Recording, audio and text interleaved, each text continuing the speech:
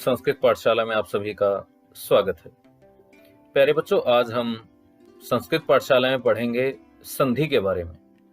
संधि एक ऐसा विषय है जिसमें आपके छठी से लेकर के 12वीं या यूं कहूं कि आगे की कक्षाओं तक भी आपके काम आता है। संस्कृत अध्ययन की जब बात हम करते हैं, हिंदी की जब हम बात करते हैं, तो संधि का एक बड़ा महत्वपूर्ण स्थान है और हर विद्यार्थी की जानकारी में संधि होनी चाहिए। संधि कैसे होती है, कितने प्रकार की होती है और कैसे उसका प्रयोग आपके भाषा में होता है। आज शुरू करते हैं और सबसे पहले जानते हैं संधि क्या है। जी हाँ, संधि व्याकरण के संदर्भ में संधि शब्द का अर्थ है वर्ण विकार। वर्ण विकार, विकार यानी परिवर्तन। विकार को हम परिवर्तन कहते हैं। यह वर्ण विधि है जो पदों या एक ही पद में दो वर्णों के बीच में व्यवधान रहित सामीप्य यानी संहिता में जो वर्ण विकार, जैसा कि मैंने आपको बताया था अभी, परिवर्तन होता है, उसे संधि कहते हैं। जिसे सामान्य शब्दावली में हम ये भी कहते हैं कि दो परस्पर समीप वर्णों के बीच में होने वाले वर्ण विकार को यानी परिवर्तन को, मिलाप से होने वाले परिवर्तन को हम संधि कहते हैं। तो एक बार फिर से समझ लीजिए, दो वर्णों के बीच में होने वाले वर्ण विकार को, मिलाप से होने वाले परिवर्तन को संधि कहा जाता है। जैसे एक आपका परिचित उदाहरण है, बहुत बार आपने सुना है, विद्या जमा अल्य यानी विद्यालय। विद्या और अल्य को जब हम जोड़ देते हैं तो विद्यालय हो जाता है। लेकिन यहां जो बड़ी महत्वपूर्ण बात है वो आप समझ लीजिए। जब हम संधि करते हैं, एक पूर्व पद होता है, एक उत्तर पद होता है। यहां विद्या पूर्व पद है और अल्य है उत्तर पद है। विद्या जमा अल्य। अब क्या है कि विद्या यानी पूर्व पद के अंत में, पूर्व पद के अंत में क्या है? आ। और उत्तर पद के शुरू में क्या है? अल्य का आ। यानी आ और आ की, आ और आ की अत्यंत समीपता के कारण दो वर्णों के स्थान पर आ वर्ण के रूप में दीर्घ एकादेश हो जाता है। दोबारा समझ लीजिए, विद्या जमा अल्य है यानी विद्या इसमें पूर्व पद है, पहले वाला पद है, और अल्य है बाद का पद है। विद्या जमा अल्य।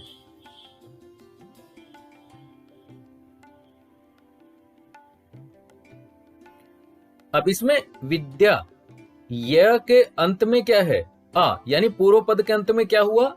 आ। और उत्तर पद के शुरू में क्या हुआ? आ। अल्य का आ। पूर्व पद के अंत का जो वर्ण है और उत्तर पद के शुरू का जो वर्ण है, उन दोनों के बीच में समीपता के कारण जो परिवर्तन होता है, जो विकार पैदा होता है, जो मिलाप होता है, उसे हम संधि कहते हैं। और यहां पर आ और आ, इन दोनों वर्णों के बीच में जो दीर्घ वर्ण एकादेश हुआ वह आ के रूप में हुआ।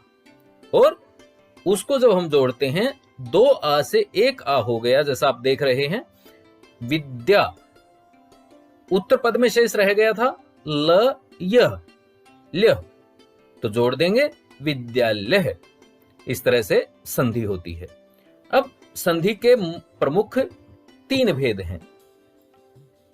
संधि के तीन भेद होते हैं। सबसे पहले स्वर संधि, फिर व्यंजन संधि, और तीसरी संधि है विसर्ग संधि।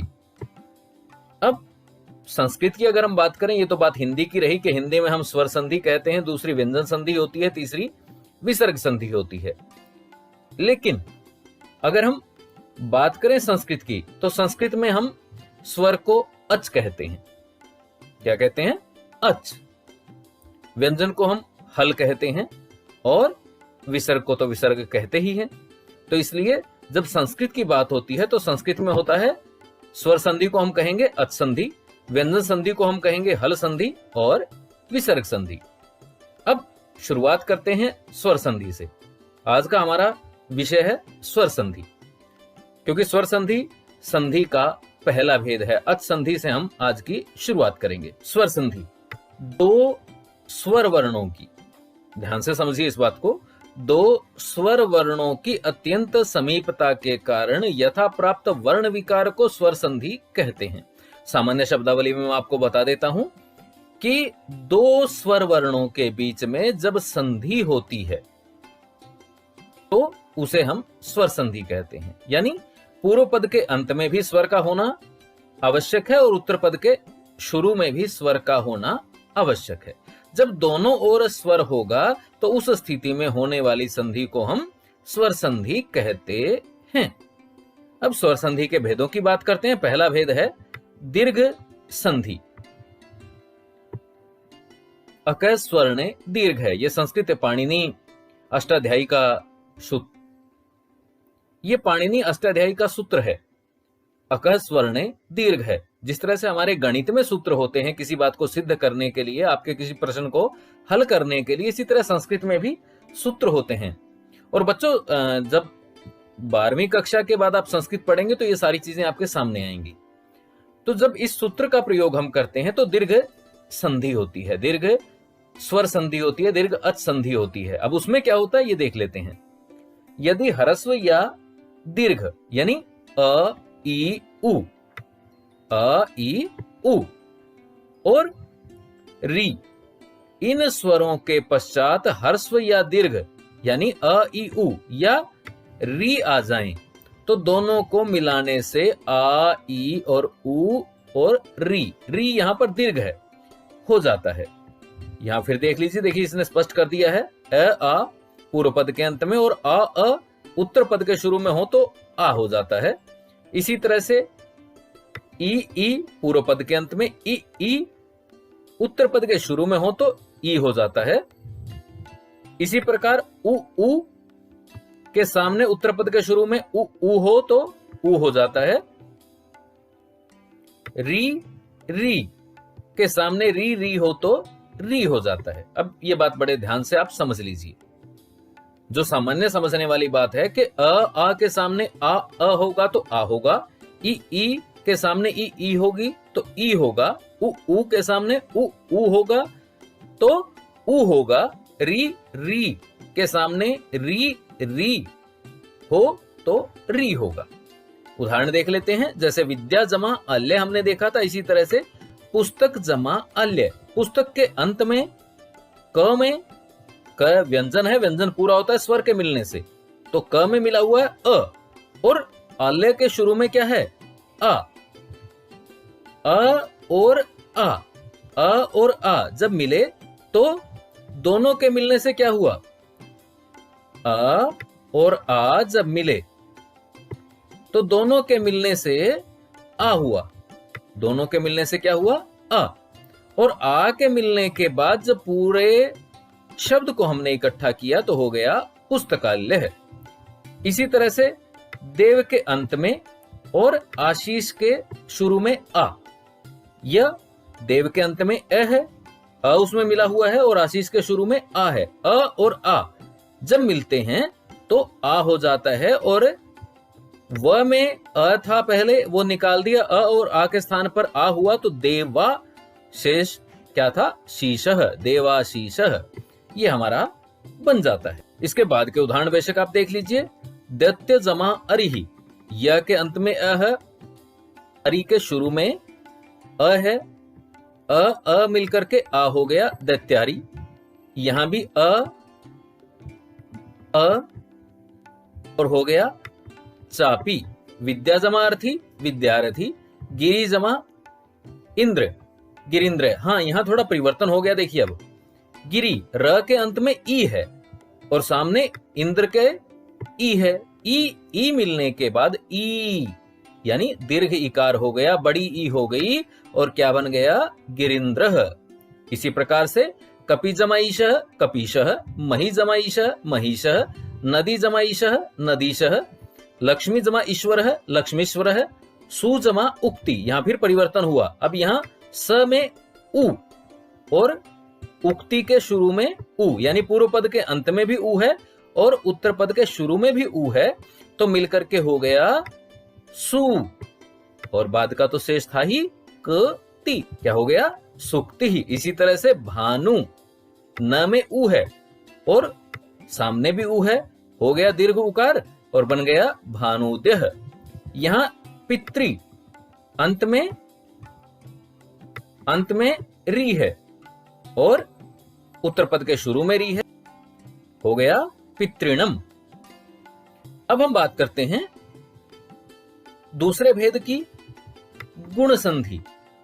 दूसरा भेद है हमारा गुण संधि स्वर संधि का। इसमें क्या होता है? अ आ के बाद ई ई आई, तो दोनों के स्थान पर ए एकादेश हो जाता है। इसी तरह से यदि अ और आ के बाद उ आए तो दोनों के स्थान पर ओ हो जाता है।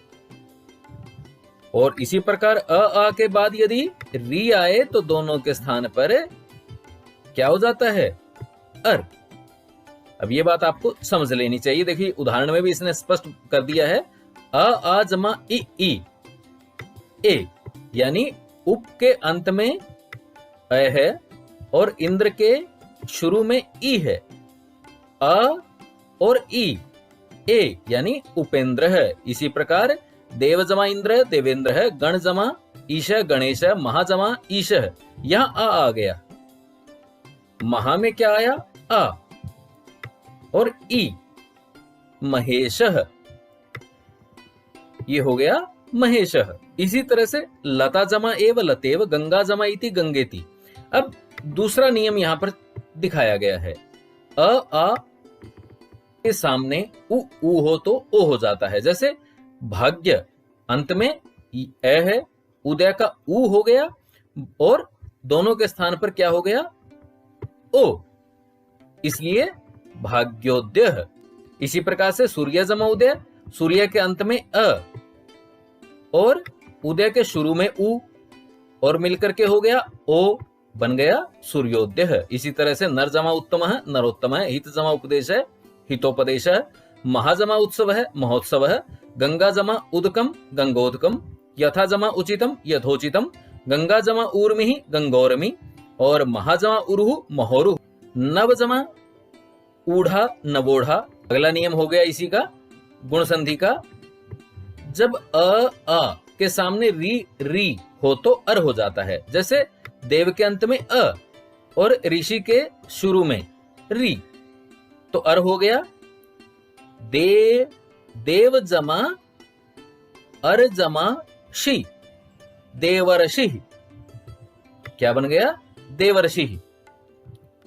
इसी तरह से ग्रीष्म जमा ऋतु, म के अंत में अ है, सामने री है, दोनों के स्थान पर अर हो गया और म में से अ निकाल दिया था, म में अ मिल गया, म पूरा हो गया, र आधा था ऊपर चला गया। उसके बाद तू, ग्रीष्म ऋतु। इसी तरह से वर्षा ऋतु, आ और री वर्ष ऋतु। तो ये हो गया हमारा गुण संधि। अब हम बात करते हैं स्वर संधि के तीसरे भेद की, वृद्धि संधि। वृद्धि संधि में पाणिनि अष्टाध्यायी से वृद्धि रेचि सूत्र के तहत ये कार्य होता है, यानी वृद्धि संधि वृद्धि रेचि के तहत होती है। इसमें क्या है? अ या आ के बाद ए आए तो दोनों के स्थान पर ए, तो दोनों के स्थान पर ऐ हो जाता है। इसी तरह से आ के बाद ओ आए तो औ हो जाता है। उदाहरण देख लेते हैं। ये देखिए, अ के सामने अगर ए तो ए आ के सामने ए आए तो ऐ हो जाता है। जैसे मम जमा एव, मम के अंत में अ है, एव के शुरू में ए है, ममएव। इसी तरह से एक जमा एकम, एकैकम, तव जमा एव, तवैव। आ ए औ वर्णों को वृद्धि वर्ण कहते हैं। ये बात यहां पर बड़े ध्यान रखने वाली है आपकी। के आ, अय, औ। इन वर्णों को वृद्धि वर्ण कहते हैं, यानी वृद्धि संधि में जब आदेश होगा तो आ, अय और अव होगा। जैसे यहां फिर आप देख लीजिए, अ और ए, अय, अद्यैव, लता जमा एव, लतैव, तथा जमा एव, तथैव, सदा जमा एव, सदैव, देव जमा ऐश्वर्य, देवैश्वर्यम, और आत्म जमा ऐक्यम, आत्मैक्यम। इसी प्रकार से आ ओ तो ओ हो जाता है। जल जमा औघ, जलौघ, मम जमा औषधि, ममौषधि, नव जमा औषधि, नवौषधि, और विद्या जमा औचित्यम, विद्योचितम, और आत्म जमा औत्सुक्यम, आत्मौत्सुक्यम। इसके बाद अगला भेद है स्वर संधि का, यानी अच संधि का, यण संधि। और यण संधि होती है इको यणची इस सूत्र के अनुसार। फिर इसमें आया इको यणची, यानी इक और यण के आधार पर। अब इक और यण ये क्या है? ये दो एक प्रत्याहार हैं। इन दोनों प्रत्याहारों के, प्रत्याहार क्या? वर्णों का एक समूह है। अब इक में क्या है? ई, उ, री और ल, ये वर्ण आते हैं। और यण में य, व, र और ल, ये आते हैं। अब ये क्या कहता है कि इक के स्थान में यण हो, यानी ई के स्थान में य, उ के स्थान में व, फिर उसके बाद री के स्थान में र, और री के स्थान में ल। ऐसा हो जाता है। जब ई उ री के बाद लरी के साथ, जब ई उ री और लरी के बाद कोई असमान स्वर आ जाए, यानी कोई भी इनके अलावा स्वर आ जाए, तो ई को य, उ को व, री को र और लरी को ल हो जाता है। क्या हो जाता है? ई को य, उ को व, री को र और लरी को ल आदेश हो जाता है।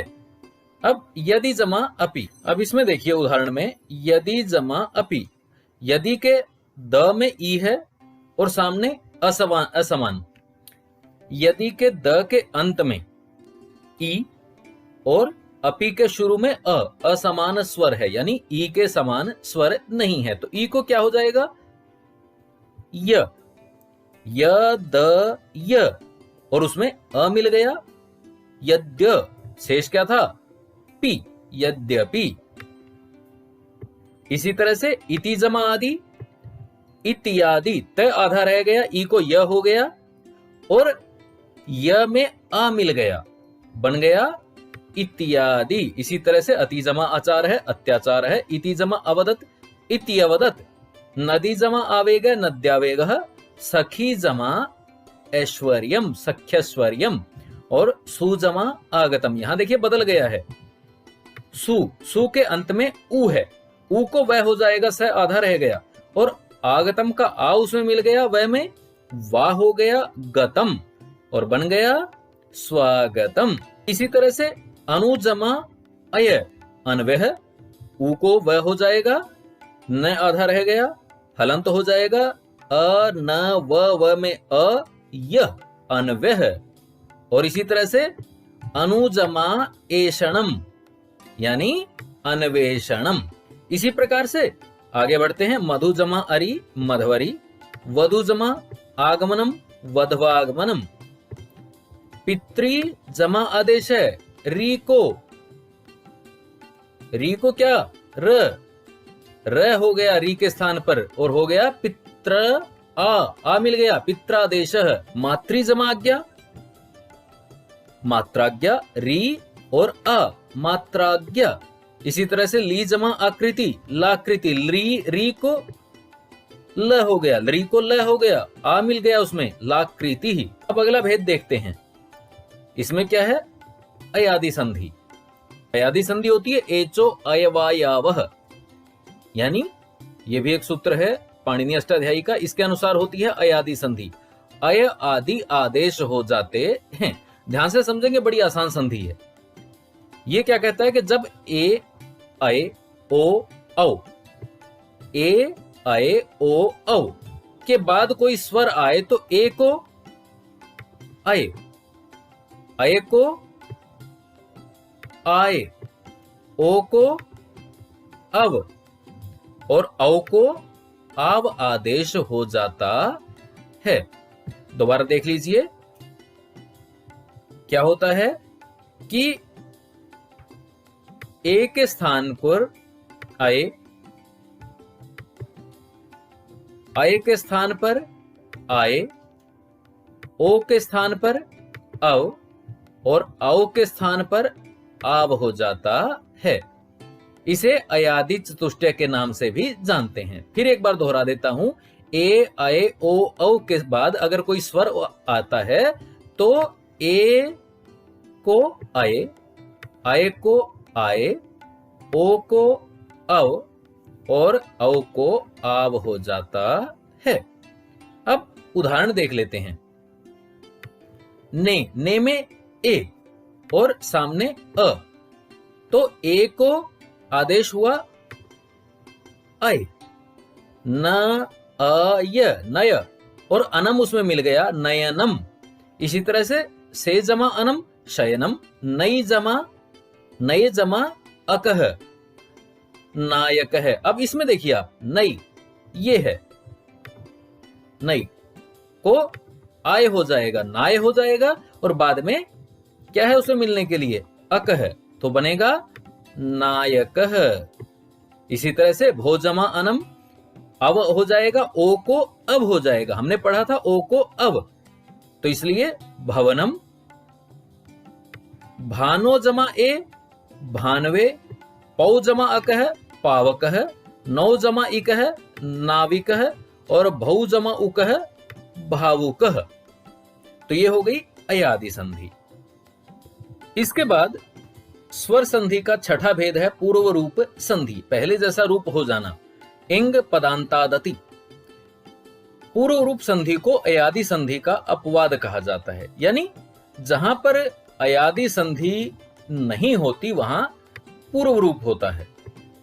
जैसे पद के अंत में स्थित ए और ओ के बाद यदि अ आए, यानी ए जमा अ, पूर्व पद के अंत में ए और उत्तर पद के शुरू में अ हो तो दोनों के स्थान पर पूर्व रूप संधि यानी ए एकादेश हो जाता है, और ओ और अ आए तो ओ एकादेश हो जाता है, और ए ओ के पश्चात आने वाला जो ए है वह ए ओ में ही विलीन हो जाता है, यानी छुप जाता है, उसकी कोई पहचान नहीं रहती, उसका उच्चारण नहीं होता, और अ के रूप में लिपि के रूप में अवग्रह है।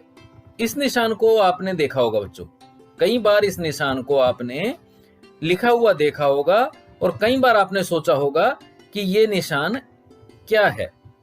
तो इसको हम क्या कहते हैं, अवग्रह चिन्ह कहते हैं।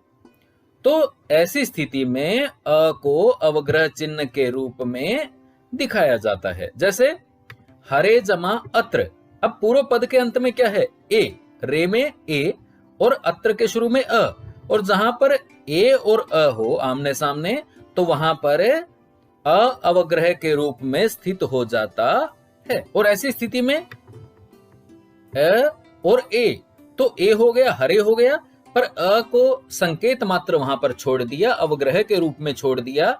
ये निशान जो अभी हमने थोड़ी देर पहले देखा था उसके रूप में यहां स्थित हो जाता है, और ये हो गया हरे अत्र। यहां उच्चारण के समय हरे अत्र ही कहा जाता है, अवग्रह का उच्चारण नहीं होता। अब देख लीजिए, इसी तरह से ए जमा अ, ए जमा अपि ते अपि, हरे जमा अव हरेव, हरेव बोलेंगे हम, हरे अव नहीं बोलेंगे, हरे अव नहीं बोलेंगे। इसी तरह वृक्षे जमा अपि, वृक्षेपी, अवग्रह रूप में जरूर लिखा है पर उच्चारण नहीं होगा। जले जमा अस्ति, जले अस्ति। गोपाल जमा अहम, गोपालोहम। विष्णु जमा अव, विष्णोव। तो ये हो गई हमारी पूर्व रूप संधि, जिसमें क्या होता है, अवग्रह मात्र रह जाता है। अब आगे बढ़ते हैं। 7वां भेद है प्रकृति भाव। प्रकृति भाव में क्या होता है, प्रकृति रूप में ही जो आपका संधि है, जब हम संधि करते हैं वह प्रकृति रूप में ही रह जाती, यानी जैसा है वैसा का वैसा रह जाता है। प्रकृति भाव का अर्थ है संधि को निषेध करना, यानी प्रकृति वर्णों में विकृति यानी परिवर्तन न करके उन्हें ज्यों का त्यों बनाए रखना। इसे संधि का भेद न कह करके संधि का अभाव कहना चाहिए, क्योंकि संधि के नियम लागू होने की स्थिति में तो संधि कार्य होगा ही, पर यहाँ संधि कार्य नहीं होता। यदि कोई वर्ण प्लुत होता है और उसके बाद अच आ जाता है, तो वहां पर प्लुत और प्रग्रह वर्णों में संधि न होते हुए क्या होता है, प्रकृति भाव होता है। जैसे कवि जमा इच्छत है, कवि इच्छत है। विष्णु जमा इमऊ, बालके जमा आगच्छत है। यहां कवि, विष्णु, बालिके ये क्रमशः क्या हैं, इकारांत हैं, उकारांत हैं और एकारांत हैं। ये बालके में ए है, एकारांत हैं, और एकारांत द्विवचन के रूप में प्रयोग होने के कारण प्रगृह्य संज्ञक हैं, यानी प्रकृति संज्ञक हैं, प्रकृति रूप में रह जाएंगे। अतः यहाँ पर किसी प्रकार की संधि नहीं होती, इसलिए कवि इच्छत है, विष्णु इमऊ और बालिके आगच्छत ही रहेंगे, न कि कविच्छत है, ऐसा नहीं होगा। अदस शब्द के म के बाद यदि ई या उ आए तो वहां पर भी प्रगृह्य संज्ञा होती है, यानी अमी जमा ईशा, अमु जमा आस्ते। तो यहां भी प्रगृह्य संज्ञा हुई और क्या बनेगा, अमी ईशा अमु आस्ते। प्लुत वर्ण के प्रकृति भाव का उदाहरण है ये एही कृष्ण, और उसका प्लुत में उच्चारण हो रहा है अत्र गोश्चरति। यहां अ और अ में दीर्घ संधि नहीं हुई, क्योंकि संबोधन पद कृष्ण में प्लुत है।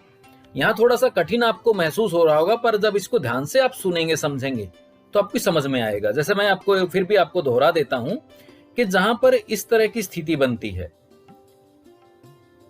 तो वहां पर जैसे यहां अभी बताया था इकारांत, उकारांत, एकारांत द्विवचन होने के कारण, क्या होने के कारण, द्विवचन होने के कारण प्रकृति संज्ञक हैं, इसलिए यहां पर किसी प्रकार की संधि नहीं होती। इसी प्रकार अदस शब्द में भी म के बाद ई या उ आए तो वहां पर प्रकृति संज्ञा होती है, और प्रकृति संज्ञा होने के बाद अमी ईशा या अमु आस्ते उसी प्रकार रह जाएंगे, उनमें कोई परिवर्तन नहीं होगा। अमी ईशा हो जाएगा और अमु आस्ते हो जाएगा। अगली संधि है पर रूप अच संधि या पर रूप स्वर संधि। अब इस स्वर संधि में क्या होता है, उपसर्ग के अ के बाद यदि ए या ओ आए तो पर रूप आदेश हो जाता है, आदेश हो जाता है। पर रूप शब्द का अर्थ प्यारे बच्चों होता है पहले जैसा रूप, और ये कहां पर होता है, जहां पर वृद्धि संधि हम नहीं कर सकते। वृद्धि संधि के अभी स्वर संधि में हमने वृद्धि संधि पढ़ी थी ना, तो जहां पर वृद्धि संधि का नियम लागू नहीं होता वहां पर रूप संधि होती है। जैसे पर रूप कार्य से तात्पर्य, जैसा मैंने आपको बताया पूर्व पद के अंतिम वर्ण, यहां देखिए ध्यान से आप, जब पूर्व पद के अंतिम वर्ण के अगले शब्द के आदि वर्ण के समान होकर के उसमें मिल जाए, जैसे प्रजमा इजते, प्रेजते, यानी अगर वृद्धि करते तो अय हो जाता, ये हो जाता, पर ऐसा होगा नहीं। लेकिन प्र और अ की स्थिति में क्या हुआ, ए हो गया, और क्या दोनों को मिलकर के क्या हो गया, प्रे, एक आदेश हो गया, और शब्द प्रजमा एजते क्या बना, प्रेजते। इसी तरह उपजमा औषधि, उपौषधि।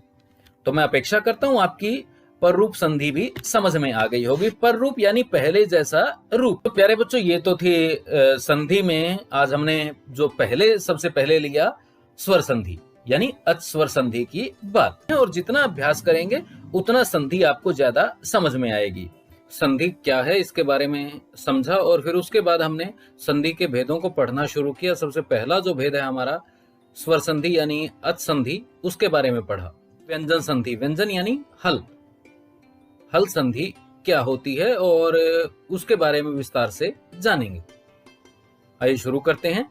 व्यंजन के पश्चात स्वर या दो व्यंजन वर्णों के परस्पर व्यवधान रहित सामीप्य की स्थिति में जो व्यंजन या हल वर्ण का परिवर्तन हो जाता है उसे व्यंजन संधि कहा जाता है। अब यहाँ पर जो आपके समझने वाली बात है वो क्या है, वो ये है कि व्यंजन के पश्चात स्वर या व्यंजन हो तो उस स्थिति में होने वाली संधि को क्या कहते हैं, परिवर्तन को हम व्यंजन संधि कहते हैं। उस परिवर्तन को व्यंजन संधि कहा जाता है। इसलिए आप ध्यान रखें, जहां पर स्वर या दो व्यंजन के मेल में व्यंजन के पश्चात स्वर या व्यंजन हो तो उस स्थिति में होने वाली जो संधि है, उस स्थिति में होने वाला जो परिवर्तन है उसे हम क्या कहते हैं, व्यंजन संधि कहते हैं। जैसे मनस जमा चलती। मनस के अंत में क्या है, स। स क्या है, एक व्यंजन है। और उत्तर पद के शुरू में क्या है, च। यानी स और च के बीच में संधि होनी है। और जब स भी क्या है, व्यंजन यानी हल, और च भी क्या है, व्यंजन यानी हल। यहाँ एक चीज और मैं आपको स्पष्ट कर दूं प्यारे बच्चों के, कई बार क्या होता है हमें नहीं पता होता, आज तक आप पढ़ते आए कि देखिए यहाँ स के नीचे हलंत लगा हुआ है, श के नीचे हलंत लगा हुआ है। तो हलंत आप पढ़ते आए हो, पर हलंत से मतलब क्या है, यानी जिसके अंत में व्यंजन हो। इनमें स्वर मिला हुआ नहीं है, इसलिए ये क्या है, हलंत हैं, व्यंजन हैं। और जहां पर व्यंजन का व्यंजन से मेल हो वहां पर, या स्वर से मेल हो वहां पर व्यंजन संधि होता है। तो सबसे पहला जो इसका वो है नियम है उसके बारे में पढ़ते हैं, क्योंकि व्यंजन संधि में भेद नहीं है, नियम है। पहला नियम है श्चुत्व। श्चुत्व में क्या होता है, स या तवर्ग, तवर्ग में त थ द ध न का श या चवर्ग च छ ज झ य के साथ आगे या पीछे योग होने पर, यानी चाहे उसके आगे हो या फिर बाद में हो, ऐसी स्थिति में स या श और तवर्ग का चवर्ग में परिवर्तन हो जाता है। यानी फिर देखिए, स या तवर्ग, तवर्ग यानी त थ द ध न, और श या चवर्ग च छ ज झ य के साथ आगे या पीछे योग होने पर, आगे या पीछे होने पर, यानी पूर्व पद के अंत में या उत्तर पद के शुरू में होने पर श और स तथा त और च वर्ग में परिवर्तन हो जाता है। कैसे होगा, अब यहां देखिए, अभी मन चलती, मनस चलती, तो पूर्व पद के अंत में क्या है, स। उत्तर पद के शुरू में क्या है, च। तो ऐसी स्थिति में क्या हो जाएगा, श्च। यानी दंत सकार को तालव्य शकार हो जाता है, श्चुत्व हो जाता है। इस स को श हो जाएगा और बनेगा क्या, मनस चलती। इसी तरह से यहां भी क्या है, स और श, तो यहां भी क्या होगा, मतलब चवर्ग हो या फिर स्वयं श हो तो क्या हो जाएगा, श्चुत्व हो जाएगा। और श्चुत्व होने की स्थिति में क्या होगा, स को श हो जाता है। यहां रामस शेते, तो क्या हो जाएगा रामस शेते। इसी तरह से मनस जमा चंचलम, यहां पर देखिए अब चवर्ग का च आ गया दोबारा, फिर श हो जाएगा, स को श हो जाएगा और मनस चंचलम हो जाता है। इसी प्रकार हरिस जमा शेते, स और श, क्या हुआ श, श, तो हरिष्येते ऐसा हो जाता है। फिर इसी तरह से क्या होगा, आप देखिए कि त वर्ग का चवर्ग हो जाता है, वर्ग का चवर्ग हो जाता है। पहले स और श को हमने देखा, अब यहां पर त और च की बात हो रही है। इसको आप ध्यान से देख लीजिए, दो बातें हुई थी श्रुत्व की, एक श की और एक चवर्ग की, दंत सकार की और तालव्य सकार की, और दूसरा तवर्ग की और चवर्ग की। अब तवर्ग और चवर्ग का मामला समझ लेते हैं कि तवर्ग का चवर्ग हो जाता है। यहां देखिए त और यहां पर है च, सत के अंत में त और चित के शुरू में च व्यंजन है, तो मिलान किसका होना है, त और च का। और जब चवर्ग का सामना आमने सामने जब हो, अगर त्वर्ग हो तो वो उसमें ही परिवर्तित हो जाता है, यानी च्वर्ग में परिवर्तित हो जाता है, त को च हो जाएगा। ये देखिए च, और क्या बन गया सत जमा चित, सच्चित। इसी तरह से सत जमा चरित्रम, सच्चरित्रम, त को च हो गया सच्चरित्रम। उत जमा चारणम, उत का त और चारणम का च, त और च मिलकर के त को च हो गया और बन गया उच्चारणम। इसी तरह से सत जमा जन है, यहां पर कई बार सद जमा जन भी आ जाता है, तो क्या बन जाएगा सज्जन है, सत जमा जन है। द को यहां पर क्या है ज है, देखिए तो उस वर्ग का वही वर्ण हो जाएगा च छ ज। क्या होता है ध्यान से समझिए बेटा, च छ ज तीसरा वर्ण है वर्ग का, तो वहां पर भी क्या हो जाएगा तीसरा वर्ण हो जाएगा। और तीसरा वर्ण क्या है त थ द, तो सामने द है ना, तीसरा है। दोनों जब तीसरे वर्ण सामने होंगे तो जो चवर्ग का तीसरा है वो आदेश हो जाता है, वह हो जाता है और बन जाएगा सज्जन। इसी प्रकार आगे बढ़ते हैं, उत जमा ज्वल है, वही बात जो ऊपर सज्जन में थी। इसी तरह से यहां पर हो जाएगा उज्ज्वलम। जगत जमा जननी, फिर वही बात त द और ज, और बन गया जगत जननी। इसके बाद देखते हैं अगला नियम है, दूसरा नियम है ष्टुत्व। क्या नियम है ष्टुत्व, ष्टु नाष्टु। अब ष्टुत्व में जैसा कि नाम से आपको लग रहा है श और टवर्ग की बात हो रही है। प्यारे बच्चों ध्यान से देखिए किसकी बात हो रही है, स और टवर्ग की। देख लेते हैं, यदि स या त टवर्ग का, टवर्ग यानी त थ द ध न पांचों वर्ण का श, श या टवर्ग ट ठ ड ढ न के साथ पहले की तरह, जैसे वहां तवर्ग और चवर्ग की बात हो रही थी, यहां पर किसकी बात हो रही है तवर्ग और टवर्ग की। तो अगर आगे पीछे हो तो वहां पर श तालव्य हो रहा था, स का तालव्य श शक्कर वाला जो श शाम हो रहा था, यहां पर षटकोण मूर्धन्य शकार हो जाता है और तवर्ग के स्थान पर क्या हो जाता है टवर्ग हो जाता है। देखिए स्तुत्व में फिर आप एक बार दोहरा लीजिए, स्तुत्व में क्या हो रहा है तवर्ग और चवर्ग की बात हो रही है और स को दंत शकार को तालव्य शकार हो जाता है।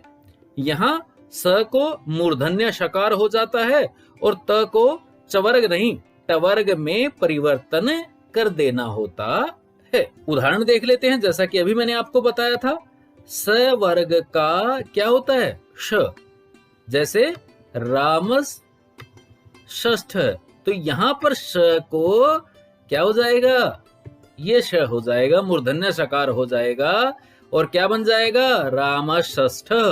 इसी तरह से हरिश जमा टीकते, ट जहां पर टवर्ग की बात हो जाता है। प्यारे बच्चों, ऐसी स्थिति में भी मूर्धन्य शकार हो जाता है और हरीश टीकते। फिर जैसे वहां पर तवर्ग और चवर्ग की बात थी, यहां पर तवर्ग और टवर्ग की बात है। स्तुतु में तवर्ग और चवर्ग की बात थी और स्टूनाष्टु जो नियम है उसमें किसकी बात हो रही है?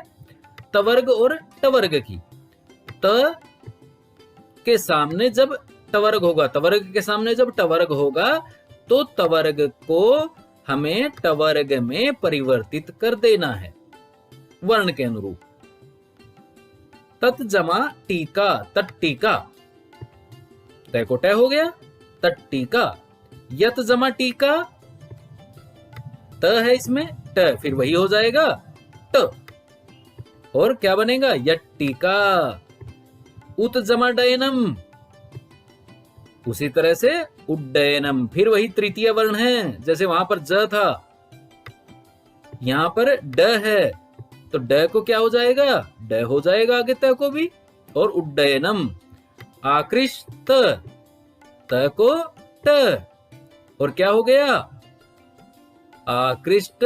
यहां पर तवर्ग को टवर्ग हो जाना ही निश्चित है। यहां तय आ गया तो बाद में जैसा लिखा हुआ था कि आगे हो या पीछे हो, पहले हो या बाद में हो, उत्तर पद के शुरू में हो या पूर्व पद के अंत में, पर त को टवर्ग हो जाता है। यहां उत्तर पद के शुरू में त आया पर उसको क्या हो गया? ट, और क्या बन गया? आकृष्ट। अब अगला नियम देखते हैं। जशत्व क्या हो जाता है? जशत्व हो जाता है। बट ध्यान से, नाम से स्पष्ट हो जाता है, अगर आप ध्यान से समझेंगे ना तो नाम से प्यारे बच्चों आपको पता चल जाएगा। अब ये क्या कहता है? पद के अंत में यदि झल के स्थान पर जश हो जाता है, पद के अंत में यदि झल हो तो उसके स्थान में जश हो जाएगा। झल में वर्ग के क्या होता है?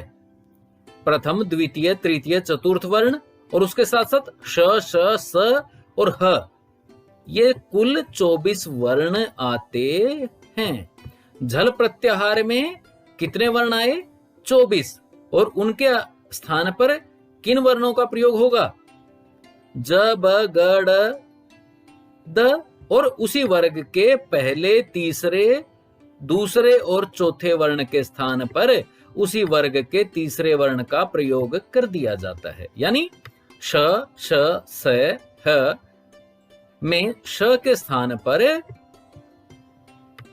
ड आता है। उदाहरण देख लीजिए। वाक जमा ईशः। अब इस क के स्थान पर, अब इस क के स्थान पर क्या होगा? वर्ग का तीसरा, ख, ग, तीसरा, और सामने स्वर है ई, तो तीसरा वर्ण हो गया क्या को? ग, और ई मिल गया, बन गया वागीशः। इसी तरह से प्यारे बच्चों त, थ, द, त के स्थान पर तीसरा वर्ण क्या हो गया? द, और बाद में स्वर है ई, और क्या बन गया? जगदीश।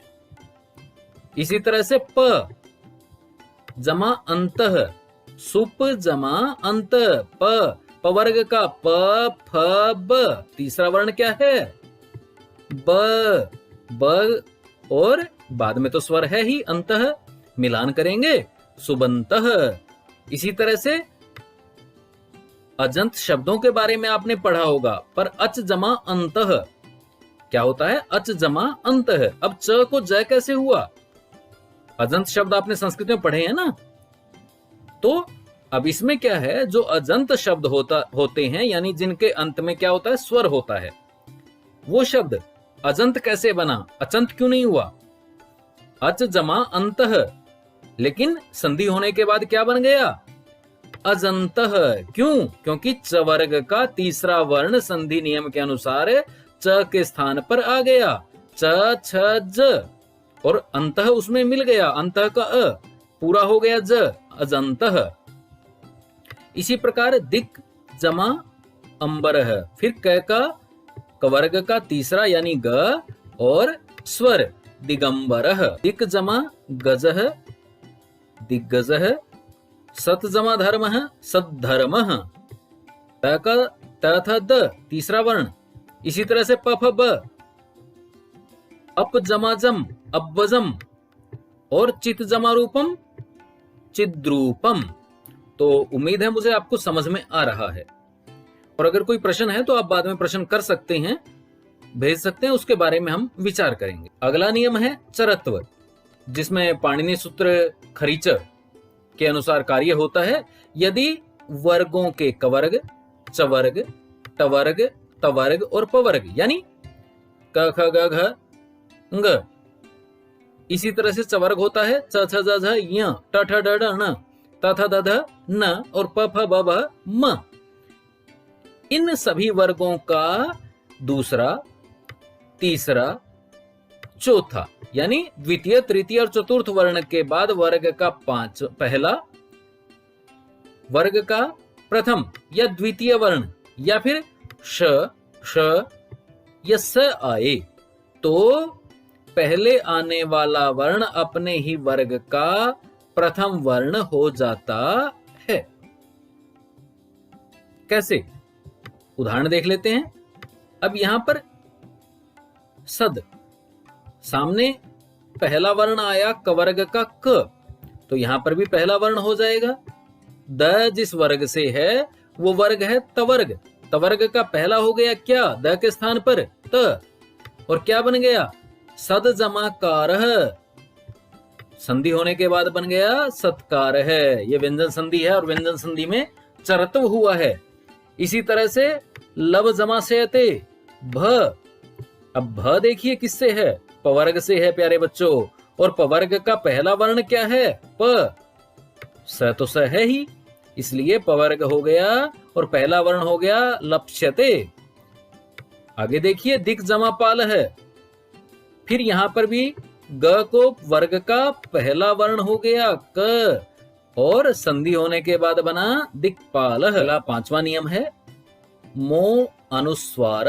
इस सूत्र के अनुसार अनुस्वार, यदि किसी पद के अंत में म हो और उसके बाद कोई व्यंजन आ जाए तो म का अनुस्वार हो जाता है। यहाँ एक बहुत बड़ी बात बेटा आपको जरूर बताऊंगा और आपको पता भी होना चाहिए कि जब भी किसी म, जहां पर लिखा हुआ है रामम, श्यामम, लताम, ग्रामम, पर उस स्थिति में सामने अगर कोई व्यंजन आ जाता है तो म जो अनुनासिक वर्ण है वह अनुस्वार में परिवर्तित हो जाता है। जैसे हरिम जमा वंदे, अब हरिम के सामने क्या है? वह क्या है? व्यंजन है, और इसलिए वो अनुस्वार में बदल जाएगा, ऊपर चला जाएगा। इसी तरह से अहम, सामने क्या आया? ग,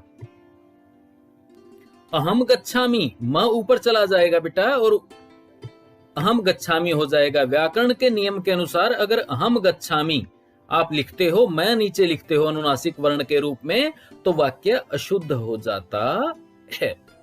व्याकरण के नियम के अनुसार आपको जब अहम गच्छामि आप लिखेंगे, यानी अनुनासिक वर्ण म के सामने अगर कोई व्यंजन आ गया है, तो आप म को सामने नहीं लिख सकते, बल्कि उसे आप अनुस्वार रूप में ही प्रयोग करेंगे। छठा नियम है परस्वर्ण। अनुस्वारस्य यही परस्वर्ण है, परस्वर्ण हो जाता है। अनुस्वार के बाद यदि कोई भी व्यंजन आए तो अनुस्वार के स्थान पर आगे वाले वर्ण के वर्ग का पंचम वर्ण हो जाता है। यह नियम पदांत में कभी लगता है, पद के अंत में, पदांत में ही लगता है। इस बात को भी आप ध्यान में रखें। जैसे अभी मैंने बात आपसे की थी, क्या पिछले ही नियम में हम बात कर रहे थे संस्कृतम पठति,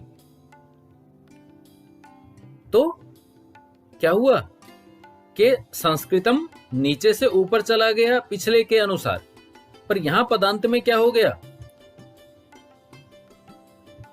इसने कहा अनुस्वार के बाद यदि कोई वर्ग का पांचवा व्यंजन आ जाए और अनुस्वार के स्थान पर आने वाले वर्ग का पंचम वर्ण हो जाता है, पर यह पदांत में होता है, पद के अंत में। संस्कृतम पठति, जैसे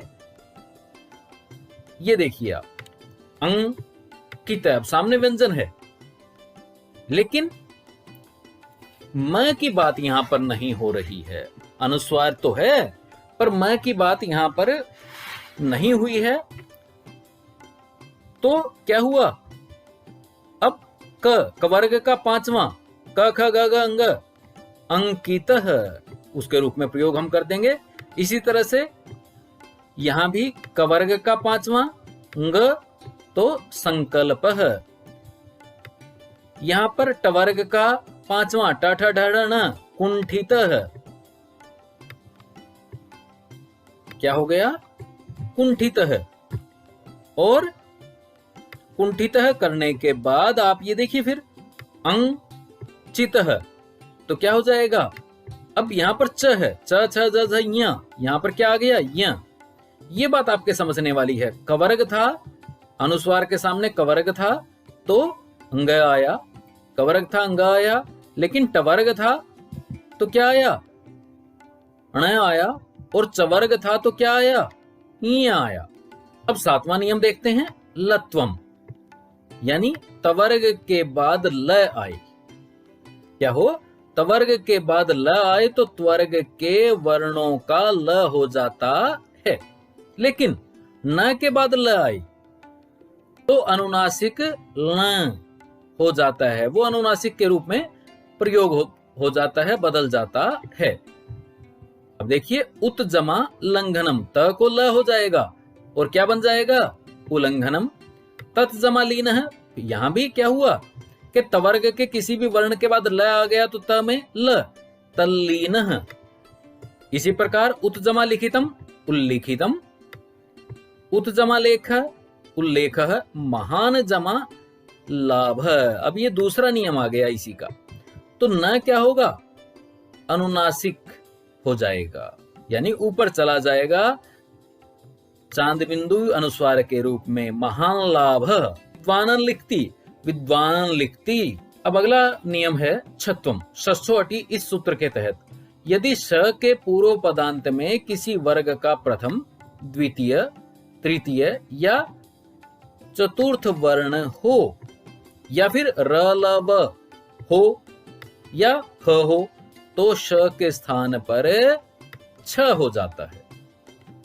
दोबारा देखिए, श के पूर्व पदांत में, यानी श के पहले जो पूर्व पद है उसके अंत में किसी भी वर्ग का पहला, दूसरा, तीसरा या चौथा, बस अनुनासिक वर्ण को छोड़ दीजिए, तो उनमें से कोई भी वर्ण हो, यानी किसी भी वर्ग का पहला, दूसरा, तीसरा और चौथा वर्ण हो, या फिर र ल व ह हो, तो श के स्थान पर छ हो जाता है। एतत जमा शोभनम, यहां त के बाद क्या आया? अब ये तवर्ग का पहला वर्ण है त, और सामने क्या है? श। श के पूर्व पद के अंत में, यही तो नियम है। श के पूर्व पद के अंत में अगर किसी वर्ग का पहला, दूसरा, तीसरा, चौथा हो, तो यहां पर तवर्ग का पहला ही है, त को क्या हो जाएगा? त को क्या हो जाएगा? च हो जाएगा, और श के स्थान पर छ हो जाता है। श के स्थान पर क्या हो जाता है? छ। एतत् क्षोभनम, तत्जमा श्रुत्वा, तच्छ्रुत्वा, यहां भी श को छ हो गया, तच्छ्रुत्वा हो जाता है। अब नौवां नियम देखते हैं, च का आगम। छे च, इस सूत्र के अनुसार च का आगम हो जाता है। इसमें क्या होता है? यदि ह्रस्व स्वर के बाद छ आए तो छ के पहले च का आगम हो जाता है, यानी च आ जाता है। जैसे यहां छ, तरु जमा छ आया, छाया, तरु जमा छाया। उ स्वर है, छोटा उ है, ह्रस्व स्वर है, के बाद यदि छ आ जाए तो क्या हो जाता है? बीच में च का आगम हो जाता है, तो फिर तरुच्च छाया। इसी तरह से अनु, ह्रस्व स्वर है, छोटा उ है, उकार है, सामने छ आ जाए तो फिर च का आगम हो जाता है, अनुजमा छेद, अनुच्छेद, परिजमा छेद, तो यहां भी क्या हुआ, च का आगम हो गया। यहां हर्स्व इकार है, परिच्छेदः। इसके बाद 10वां नियम है हमारा व्यंजन संधि का, र का लोप हो जाता है और पूर्व स्वर का दीर्घ हो जाता है। रोरी इस नियम के तहत, इस सूत्र के तहत ऐसा होता है। देख लेते हैं। यदि र के बाद र हो तो पहले र का लोप हो जाता है, यानी वो गायब हो जाता है, समाप्त हो जाता है, और उसके स्थान पर पूर्ववर्ती स्वर दीर्घ हो जाता है। पूर्ववर्ती यानी उससे पहले जो स्वर है वह दीर्घ हो जाता है, बड़ा हो जाता है। स्वर राज्यम। अब र के बाद र है, पूर्व पद के स्वर के अंत में र और उत्तर पद के शुरू में र है, तो क्या हो जाता है, पहले वाले र का लोप हो जाता है। ये र हो गया गायब, समाप्त। और इससे पहले क्या है, अ को क्या हो गया, आ, और अ को आ हुआ तो क्या हो गया, स्वा, और बाद में तो था ही राज्यम, तो क्या बन गया, स्वराज्यम। इसी तरह से निर्जमा रोग है। अब इसमें भी र का लोप हो जाएगा और जो ह्रस्व इकार है वो दीर्घ इकार में परिवर्तित हो जाएगा, और निर्जमा रोग, निर का नी था जो, वो दीर्घ इकार में हो गया नी, और रोग तो है ही निरोग। इसी तरह से निर्जमा रस है, इसमें भी दीर्घ हो जाएगा, र का लोप होगा, र का लोप होगा और ह्रस्व इकार को दीर्घ में बदल देंगे, मिलान के बाद हो जाएगा नी और रसह, नीरसह। अगला नियम देखिए, न का अण होना। अब इसमें क्या होता है, यदि एक ही पद के साथ री र श के बाद न आए तो न को न हो जाता है। क्या है, यदि एक ही पद में री र श के बाद न आए तो क्या हो जाता है, न को न हो जाता है। जैसे श के बाद न आया तो न हो गया, कृष्ण नहीं कृष्ण। इसी तरह से विष्णु विष्णु नहीं विष्णु, स्वर्ण नहीं स्वर्ण, वर्ण। अट, यहां भी बेटा प्रत्याहार की बात हो रही है। अट प्रत्याहार में अ आ इ उ री ए ओ ऐ औ है य व, और कवर्ग पवर्ग, फिर आंग नुम, इन वर्णों के व्यवधान में भी नत्व विधि प्रयोग की जाती है। नत्व विधि से अभिप्राय क्या है कि न को न हो जाता है। जैसे क्या होगा, र। अब र की बात इसने की थी, जब ऐसी स्थिति हो तो क्या होगा, न को न हो जाएगा, नरा, न का बस इतना ही परिवर्तन होना है, न के स्थान पर न, णत्व हो जाएगा। इसी तरह से श की बात अभी हमने ऊपर की थी, तो इस स्थिति में क्या होगा, इस स्थिति में भी यही काम होना है, ऋषि न को न, ऋषिणाम। तो प्यारे बच्चों, ये तो था हमारा संधि का दूसरा भाग, और संधि का दूसरा भेद भी व्यंजन संधि। संधि के तीसरे भाग के बारे में पढ़ेंगे। तीसरा भाग यानी तीसरा भेद। पहले दो भाग हम कर चुके संधि की परिभाषा और भेदों को लेकर के। पहले भाग में हमने बात की थी स्वर संधि की, दूसरे भाग में हमारी बात हुई व्यंजन संधि की, तीसरा भाग है विसर्ग संधि। आइए शुरू कर लेते हैं। विसर्ग संधि क्या होती है, सबसे पहले ये जानते हैं। विसर्ग संधि, विसर्ग संधि यानी विसर्ग के पश्चात स्वर या व्यंजन वर्ण आने पर विसर्ग के स्थान पर होने वाले परिवर्तन को विसर्ग संधि कहते हैं। तो आपकी समझ में आ गया होगा, मैं फिर एक बार दोहराता हूं। स्वर संधि में क्या था, स्वर के बाद स्वर आए तो स्वर संधि यानी अच संधि होती है। व्यंजन यानी हल संधि में क्या था, व्यंजन के बाद व्यंजन या स्वर हो तो व्यंजन संधि होती है। और विसर्ग संधि में क्या होता है, विसर्ग के बाद यानी पूर्व पद के अंत में विसर्ग हो और उत्तर पद के शुरू में स्वर या व्यंजन कोई भी हो तो विसर्ग संधि होती है। अब विसर्ग संधि का पहला नियम देखते हैं, सत्वम विसर्जनीयस्य स, जो इस सूत्र के तहत, इस नियम के तहत होता है। कहता है यदि विसर्ग के बाद खर प्रत्याहार अब प्यारे बच्चों, प्रत्याहार जो शब्द है वो बार बार आ रहा है, इसलिए प्रत्याहार के बारे में जानना पढ़ना बड़ा जरूरी है। खर प्रत्याहार के वर्ण यानी प्रत्येक वर्ग के पहले, दूसरे और श, श, स हो तो विसर्ग का स हो जाता है। लेकिन यदि विसर्ग के बाद श हो तो विसर्ग के स्थान पर विसर्ग, तो क्या होगा? श। और यदि ट ठ हो तो विसर्ग का श हो जाता है। अब इसके उदाहरण आप देख लीजिए। नमः के अंत में विसर्ग हैं और सामने है ते, यानी तवर्ग का प्रथम, तो क्या होगा? स हो जाता है। हो गया, विसर्गों को क्या हो गया? स, और बना नमः जमाते नमस्ते। इसी तरह से बालकः के अंत में विसर्ग है, सामने क्या है? त, और ऐसी स्थिति में ऊपर वाले उदाहरण में नमस्ते में भी हमने देखा तो स हो जाएगा नमस्तरति। इसी तरह से इतः जमा ततः, विसर्गों को स इतस्ततः। अब यहां क्या हुआ? निह जमा चल, वर्ग बदल गया है। और क्या हो गया? वर्ग बदलने के साथ ही स नहीं श हो गए, यानी तालव्य शकार हो गया। नि जमा चल, निश्चल। अगला उदाहरण देखिए। शिरह जमा छेद है, यहां भी विसर्गों के स्थान पर श हो गया क्योंकि सामने चवर्ग था, शिरस छेद है। और धनुष जमा टंकार है, यहां ट के स्थान पर क्या हुआ? ट और ठ की बात थी ना, तो क्या हो जाता है? श हो जाता है, धनुष टंकारः। इसके बाद दूसरा नियम देखिए, शत्व।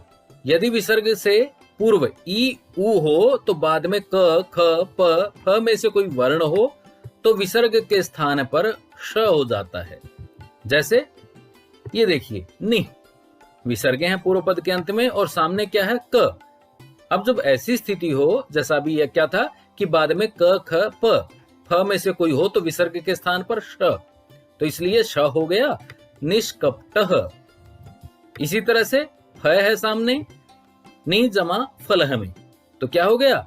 निष्फलः। दुह जमा कर्मः, यहां क सामने है इसीलिए क्या हुआ? दुष्कर्मः। यदि नमः और पुरः के बाद क ख प फ आए तो विसर्गों को स हो जाता है। ये बात ध्यान देने वाली है। यदि नमः और पुरः के बाद क ख प फ आए तो फिर विसर्गों को श नहीं स हो जाता है। नमः के बाद क्या है? स्थिति वही है पर नमः के बाद है, इसलिए क्या होगा? स। दंत सकार होगा, मूर्धन्य सकार नहीं होगा। और नमः जमाकार है, नमस्कार है। इसी तरह से पुरः जमाकार है, पुरस्कार है। इसके बाद तीसरा नियम देखिए विसर्ग संधि का। विसर्ग का रुत्व, उत्व, गुण और पूर्व रूप। इसमें क्या होगा? यदि विसर्ग से पहले ह्रस्व अकार हो, अ हो, और उसके पश्चात भी ह्रस्व अ हो तो विसर्ग को रुत्व आदेश हो जाता है। पहले रू आदेश होगा, रू के स्थान पर उ होगा और उसके बाद अ उ को गुण हो करके ओ, और ओ अ के स्थान पर पूर्व रूप, और पूर्व रूप एक आदेश करने पर ओ ही रहता है। और ओ के बाद अ की स्थिति अवग्रह के रूप में दिखाई जाती है। कैसे? जैसे एक उदाहरण ले लेते हैं, बालः जमा अयम। अब विसर्गों के बाद अ है। हमारा नियम बात थी विसर्ग से पहले बालः के अंत का अ और अयम के शुरू का अ, यानी पूर्व पद के अंत में विसर्गे हैं, विसर्गों से पहले क्या है? अ, और अयम का अ, तो क्या हुआ? विसर्ग को उत्व का आदेश हो गया, इन विसर्गों को उ हो गया। अब क्या हो गया? बालू जमा अयम। फिर ये कहता है अ और उ को ओ का आदेश हो, अ और उ को, तो क्या हो जाएगा? बालो, बालो जमा अयम।